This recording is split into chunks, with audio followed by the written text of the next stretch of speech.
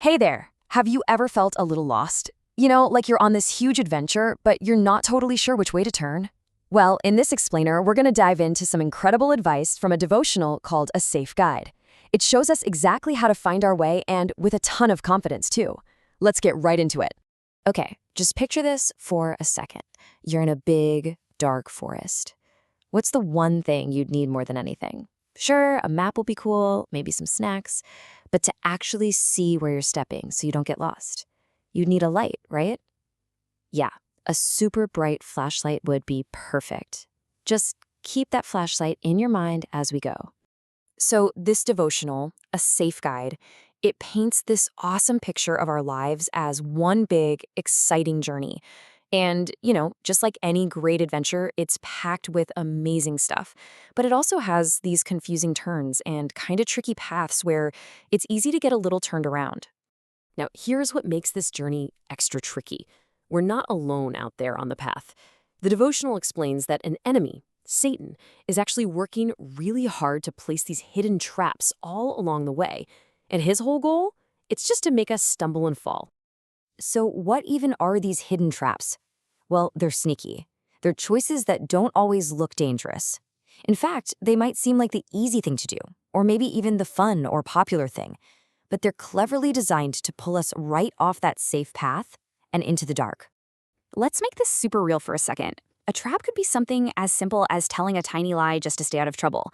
Or maybe it's joining in when some other kids are being mean, just because you want to feel like you fit in. See, these are the exact kinds of hidden traps we gotta watch out for. Okay, so we've got a tricky path and all these hidden traps. It sounds a little bit scary, right? But here is the good news, and honestly, it's the most important news. We don't have to wander around in the dark, guessing where to step next. We've been given a light. And this is the heart of it all. Jesus makes this incredible promise himself. He says that if we follow him, we won't be stumbling around in the darkness anymore. Nope. Instead, we'll have what he calls the light of life. Remember that flashlight we were talking about at the beginning? Well, here it is. This is the perfect way to think about it. Jesus is like the most powerful, never gonna die, super bright flashlight you could ever imagine for your life's journey.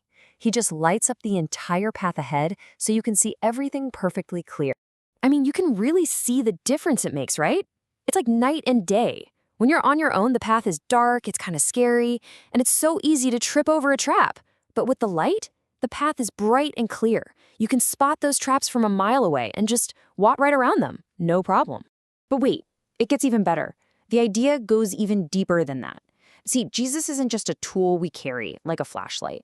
He's also the map and the expert guide who knows the whole journey inside and out. And here's that second powerful promise. He doesn't just show us the way, he is the way. Think about that for a second. It means the path itself is safe, it's true, and it leads to life.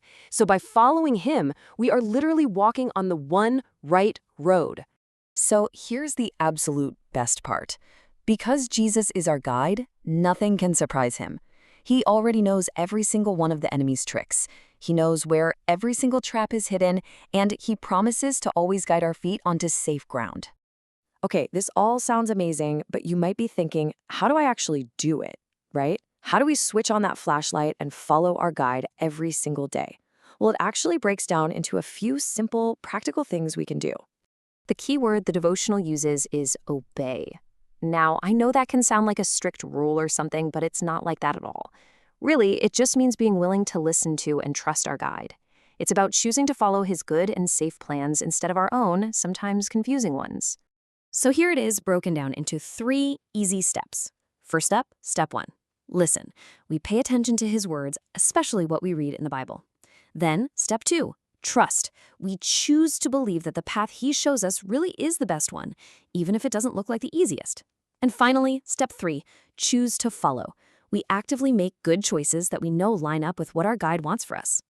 And that's the ultimate promise, isn't it? When you have the light of the world as your flashlight and the way, the truth, and the life as your guide, you can walk with total confidence. You know you're on the right path, and you know it leads to the most amazing destination, heaven.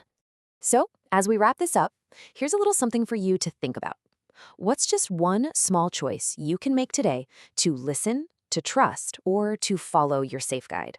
Maybe it's choosing to be kind, or telling the truth when it's tough, or helping someone out. Whatever it is, think about it and go take that first step with your light on.